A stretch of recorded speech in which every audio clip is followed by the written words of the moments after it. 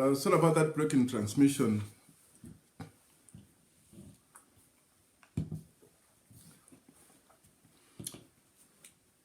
Pastors who stand for the truth, it's unfortunate that they have no access to the kind of rulers that we have.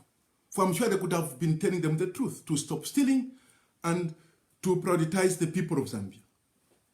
Unemployment, especially with unemployment, still remains very high in the country. The PF regime promised 1 million jobs. They changed to 500,000 jobs. Where are these jobs? And are they speaking to key performance indicators? The answer obviously is no. Zambia has about 8 million labor force, 1 million informal sector, 5.5 million, this is unpaid labor in agriculture. So it means that we have 1.5 million Zambians on the streets without jobs. Casualization of labor, which is contrary to the law, is commonplace under the PF regime, and it has continued in 2019. There's no job security, and families cannot plan, because if there's no job security, you can't plan. There are workers who are working today without contracts. The middle class in Zambia is disappearing very fast. Now, a country without the middle class, it's a perishing country. Because these are the ones that eventually make it to the top class. They are the ones with capital, they are the ones who are actually behind even the running of or creating of small and medium enterprises. So they're a very important sector. Slave wages are being paid in the mines, Dangote, and many Chinese-owned stores or corporations in Zambia. And it's these same people are getting slave wages who are being heavily taxed by the wicked regime that we have. Labor compliance surveys are not being undertaken by the Ministry of Labor. We in the UPP in 2018 and part of 2019, we launched a campaign to speak for pick and pay workers, ShopRite workers, game stores, G4 workers, and many other corporations in Zambia. And we recorded successes, including PCP. You remember this? Now, if we in the UPP could put pressure until these corporations acted to increase their pay, how much more the government that has the instruments of power? So these are things that can be done. The people or corporations to comply, they just need a very firm leader, not a talk, lament, no action. That's not what we need. When you compare workers in South Africa working for pick and pay, ShopRite, game stores, G4, those workers in South Africa, the same who are working for the same owners of these companies, they have houses from their councils on mortgage. They are paying slowly. Apart from that, some of them, they are driving cars. They are very comfortable. They are able to send their children to school. Come to Zambia. The same companies are paying slave wages because they know that Zambia mulembo wachipa. The pension scheme sagas. Look at this Tetunya reckoning. In the mining sector again, where they're substituting. This has been a very big saga actually, by the way. Big saga. Where some of the workers were contributing under the old schemes and then they introduced a new scheme. Then whatever benefits that they saved, all the savings that they made, they are just lost like that. These are sagas. We still have Zambian retirees, including men and women, servicemen and women who saved the republic, who still men and paid to this day. They have not been paid their pensions. And yet, billions are being looted at the top. Education and skills training. All that the PF knows, what we knew like in 2019, was the introduction of what was called the training levy, skills training levy. That's what they know, taxation. Results, nothing. Zambia's education philosophy does not respond to our national development priorities. Rural access to schools remains far-fetched. Zambian children still cover long distances, which are prohibitive to reach the nearest schools. They are like they are trekkers, specialist trekkers, and it's not right. The fact that we have somebody who's like Vasco Damas, who could say, you know him, I won't mention him, Vasco Damas, they don't care, and they think that every child must be Vasco Damas. University education is not applicative. Why should we be learning European history, European theories today?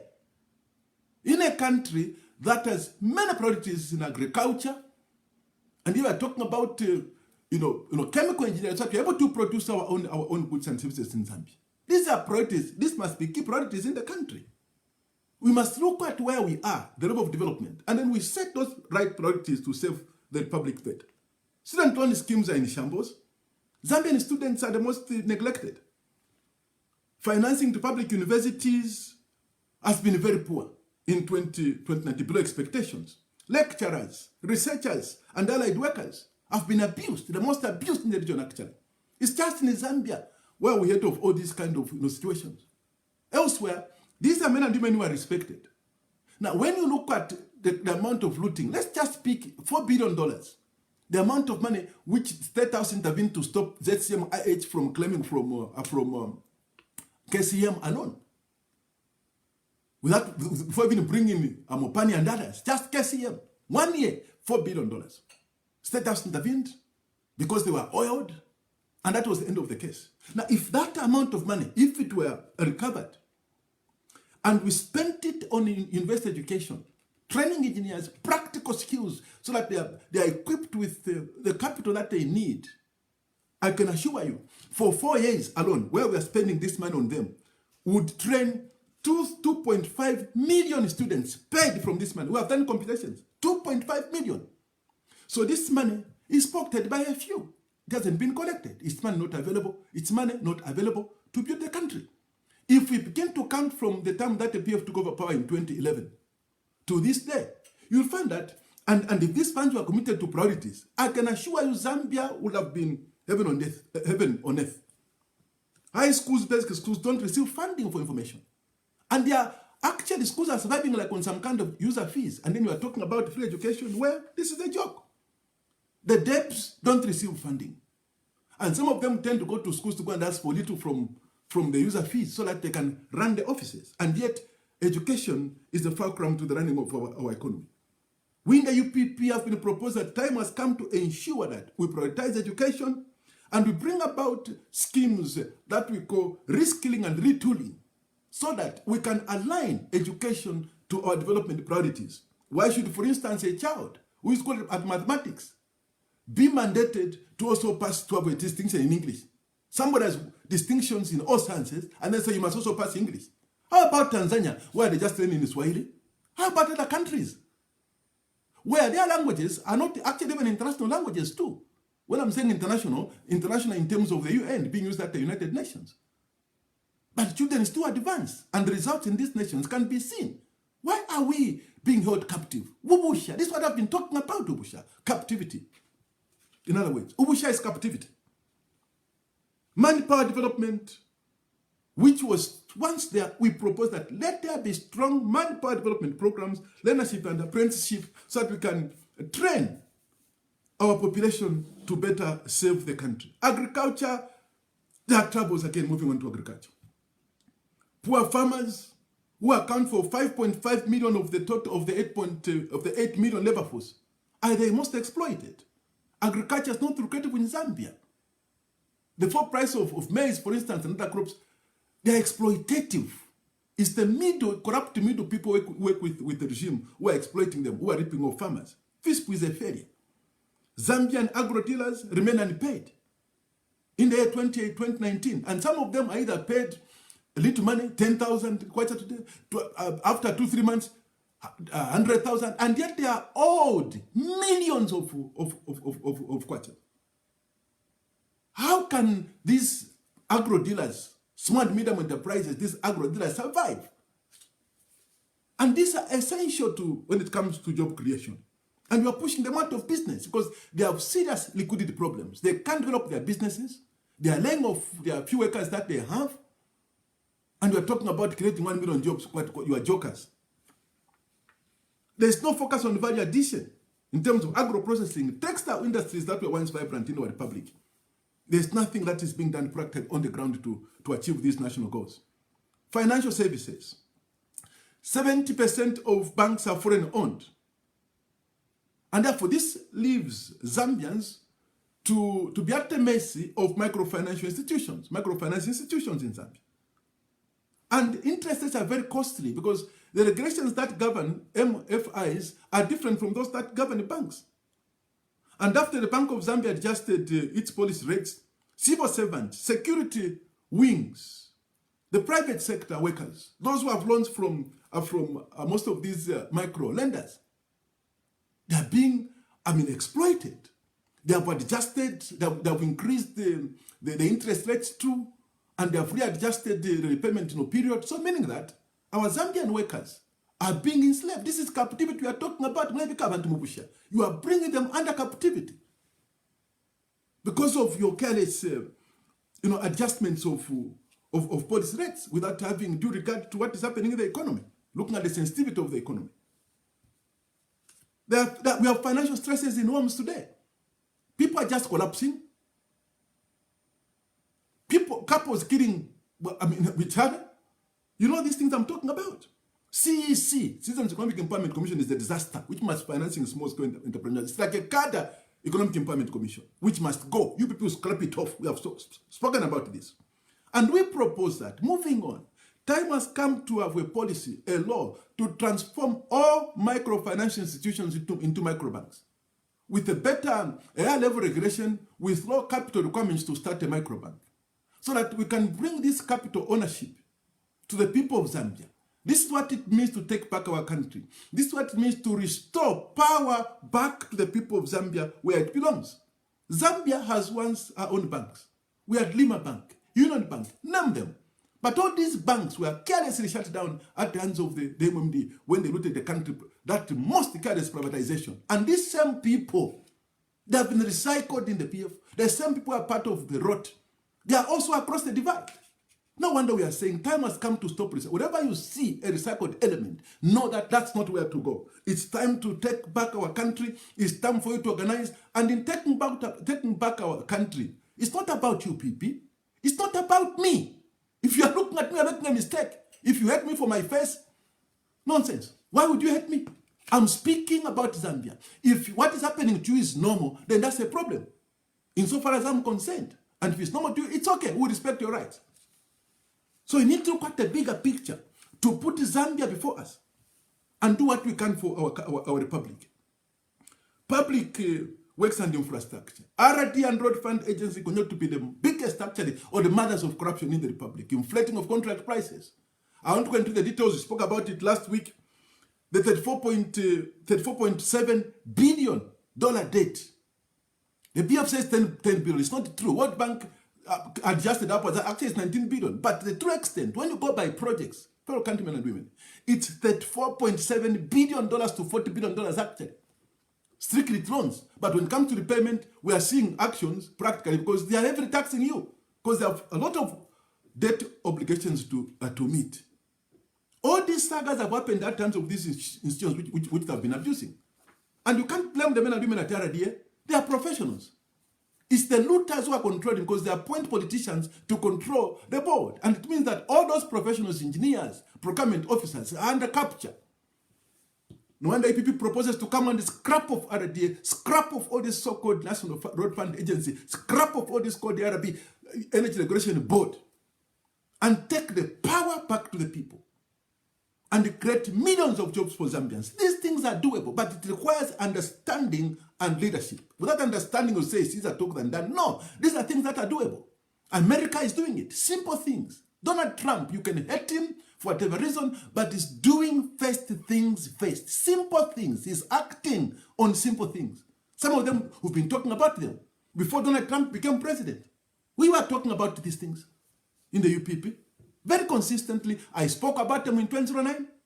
I spoke about them, in fact, when I was first elected in 2006, about restoring Zambia back to the people of Zambia, about putting Zambia first, putting national interests first. Check my debates answered. There are some of the most well-researched debates in the House. Go and check on debates. You can Google, go to the National Assembly site, Google chishimba debates. I spoke about these things consistently. It will not be overrating myself to claim that I've been very consistent on these issues. From 2006, 07, 08, 09, I had to quit. Because the same people came, and what I warned against has come to pass. President Sata, it's unfortunate he's dead. And I've said, sir, this is what I said. The same people, they have taken over. You are saying we would control them. No, they have taken over today. Lastly but not least, the economy. We closed the year as follows in terms of economic highlights. Inflation in 2019 opened at 7.9%. We've closed the year at 11.7%. Now compare this with the target of 6 to 8%. So PF, this measure on this score, they have failed. It's not me, it's figures. Figures don't lie. Numbers don't lie. That's why I love numbers. The VAT system has been maintained after shelving the sales tax proposal that they had. And this shows the Chipante kind of style of administration, which we've been talking about. The US dollar Zambian kwacha exchange rate opened the year at 12.05 kwacha. It has closed at 14.12, which is 17.2% depreciation. Now, in fact, you recall that during the month of December, the exchange rate reached 15.8, and 16, almost 16 actually in some cases, 15.8. Now, except that, the PF has been very good at massaging. Where they're massaging, they are being symptomatic in handling the issues to show that something is being done, but in reality, fellow citizens, they are not addressing the long-term, issues sustainably. So 17.2% is too high. The monetary policy rate increased from the beginning of the year from 9.75% to the end of the year. By end of the year, it's now at 11.5%. The statutory reserve ratio, for those who may not understand financial language, economic language, this is the amount of money which commercial banks must hold with the central bank. That's from the deposits that they take, a percentage that they must hold with central bank. So the more central bank holds, the less liquid banks become. So it's a very important monetary policy instrument. So the statutory reserve ratio increased from 5% to 9%. Almost 100%. That's what PF knows. What I'm saying, almost double. This is what PF has been doing. I'm telling you, you can't plan under the PF regime. In 2019, it has been very difficult to plan because they swing, much panty. They will swing, they'll go here, and do that, they'll come to.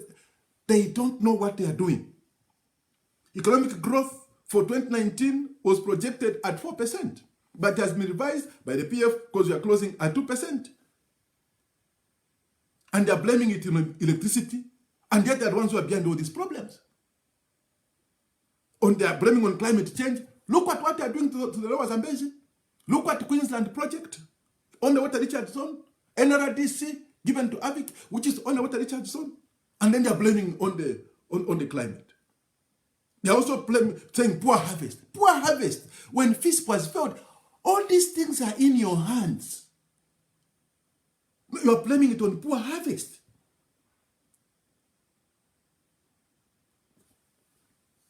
It's sad. Seriously speaking. Gross international foreign reserves are now at 1.5 billion. Compare $1.5 billion. Compare with the over about $3.5 billion that they found in the coffers under the RB regime. And we commend the RB somehow for that.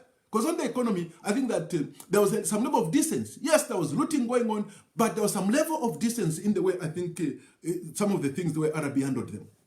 And I think he had better advisors at the State House. Which actually represents, by the way, the $1.5 billion represents about 1.8 a month import cover. Domestic debt stands at 72.3 billion kwacha. 72.3 billion kwacha. That's domestic debt. So this is money which must go to Zambian suppliers, which must be in Zambian hands. It's not paid. So how do these businesses survive? And some of these enterprises, in fact, they even help the PF to come to rise to power. I'm not saying that PF must pay back those who helped them to rise to power. All I'm saying is that I'm speaking for all Zambian entrepreneurs, irrespective of political affiliation. They are owed 72.3 billion kwacha, which is more than half the current national budget, which is at 126 billion kwacha. Nearly the entire budget, which can be the annual budget, it's money which is not available to all this. That's why money has come on Sengorango, as I said earlier. There's no money in circulation. Instead, money is circulating in China. Because PF has auctioned China, Zambia to China. Domestic arrears, including VAT refunds, stand at $20.2 billion. That's how we are closing the year. We close the year with copper prices rising, but there is no increment in revenue collection on the ground. And this, instead of collecting revenues from these mining corporations, changing the tax regime so that they collect more from them and scrap of taxes from the Zambian people, most of the taxes that must go, as we propose in the UPP, they are talking about reducing their salaries. Because when you look at the salary issues, it's a scandal because the way they have done these politicians, and I'm talking about the president, ministers, members of parliament, they shield their pay. Here's what they do. What they call a salary may be, like when I was member of parliament, a salary was 11,000 kwacha. 10,000, 11,000 kwacha about, which was 11 million then before rebasing. So now, when you look at that salary, the amount of money taxable would be like 4,000 kwacha, meaning less than the amount of money that a civil servant who gets paid 4,000, 3,000 is paying. Now, how do they do it? They put allowances. There's what is called utility allowance, constituency allowance, whatever, few allowance. Now, all these allowances, they shield them against taxes. Meaning they are not taxable. They are in the category of non-taxables. So then, include sitting allowances. Sitting allowances are more than 100 times the salary. The salary is 10,000 for instance. With all sitting allowances, the pay goes to 80,000, 50, 80,000, 100,000 kwacha per month. So when you say we're reducing salaries, you don't do public relations on matters that affect lives. This is a joke. Stop joking, you people. What salaries? We were told earlier in the, oh, no, the president has given his salaries to marketeers. How many marketeers have been empowered? How many marketeers today are running factories? Because they were empowered, they are no longer selling on the market, now they are factories. They cannot do. Stop playing to the gallery. The Almighty is watching. We warned you people. The Almighty is watching. And there are things that I say, you think that I'm speaking from my head, you'll be very, very sorry. Heaven is angry against the wicked rulers in Zambia. If you think that the Almighty is smiling at you when I'm miscarrying justice, you are mistaken. If that's the God you pray to, I don't want to know that kind of God. If that's the God you pray to, why you are looting and then you say, let's go and pray and fast in 2019. You went to pray and fast. We didn't pay back the money. And it was business as usual. And you said, let us go and pray. Come on, let's go and pray. And those compromised pastors who have access to them, they are behaving like one pastor who at one time said to me, I think that time I was still a member of parliament. I was MPS that time. I think 2007, 2006. I was very disappointed. This pastor was talking about having access to the president. He said he had a message. He lives in Emersville. I will not mention it. He knows himself. So, that pastor said he had a message to deliver to the president. President Rupia Banda then. I think that was in 2009. But he said, when I arrived there, yeah, the way I was greeted and was given some gifts, some envelopes. What did he do? He changed the prayer. Started saying, oh, God bless you. Hey, God bless you. Now my tongue is with God bless you, God bless you. Another message. He was confessed that, yeah, he failed to deliver the message. Now, these are the people who have access to the rulers. Such people. The right people who are not compromised. There are many honorable pastors in Zambia who I believe can go and deliver a message, but they have no access. It's fellow rooters who have access to them. We end the year with electricity tariffs being increased. We end the year with fuel being increased. And yet Zambia has a pipeline. Botswana has no pipeline. Fuel is cheaper. Look at countries in the region. For us, any excuse that is there, they will increase. And everything will go up. That's how we have closed the year. The Fitch ratings put Zambia at junk. As cause of 19, it's a junk state in terms of credit rating, junk. We shall open the year in due course when we enter 2020, giving the outlook of 2020 And then with the detailed proposals on how we shall progress. We are aware, by the way, of what you've been asking, us, to do. We are fully aware, and we do believe that we shall do even much better in 2020. When it comes to the financial crisis that Zambia is in, by the way, last but not the least, reducing salaries of top and middle level staff in the civil service, security wings, state-owned enterprises will not address economic problems. We warned the PF that having close to 40 ministers was not sustainable, meaning the 30, those ones, because the president had to split ministries. Minister of Infrastructure, Minister of Housing, Minister of Movement. When you look at them, they are virtually doing the same things. And these are full cabinet portfolios. And then add the 10 provincial ministers. In a country like Zambia, 40 cabinet ministers, thereabout. Now, with 17.7 million. America, with more than 350 million people, has the cabinet of 17. Vice president and president, and 15 cabinet ministers called secretaries. Look what, there are several countries even in Africa we can pick. These ministers are taken care of at a great cost. And in the year, they were trying to introduce the foolish deputy minister positions.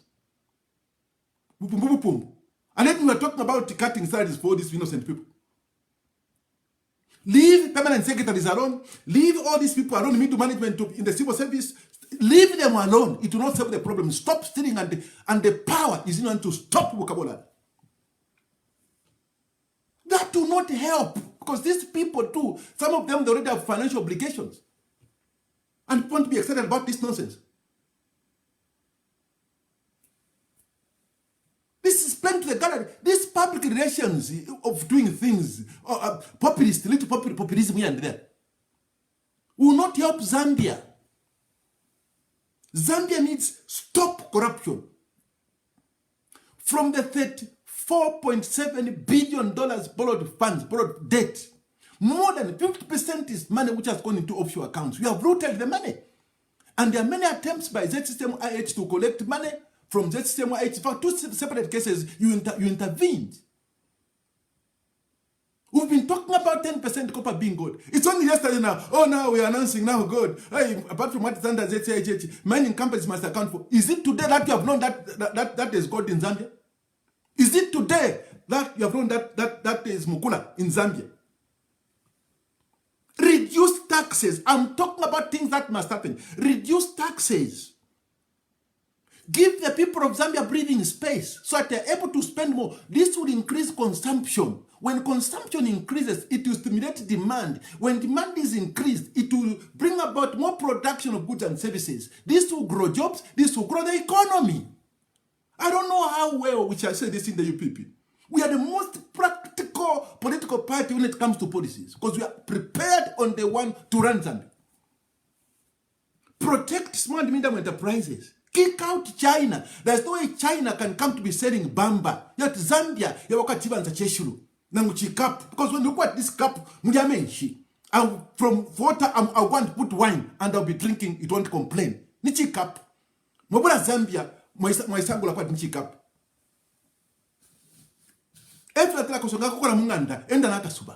When a rat overstays in a house, it begins talking even during the day. Things that people are not seeing at Meanwhile, people are seeing.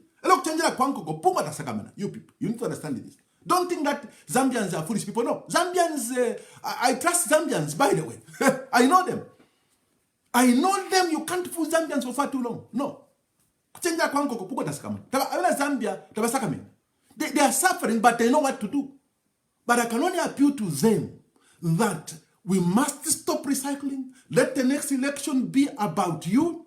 Organize where you are to run for council, to run for a council as a councillor, as mayor, as council chairperson. Run for parliament. Run for the presidency. Run for positions. Stop recycling across the divide. We must say no to recycling. We've been talking about this in the UPP. Ichalo chao naika. Na mwansaka binga ba na ude chalo. Balunda mabunga. Kulula. Come 21. Kulula. But everything corrupt. Kulula.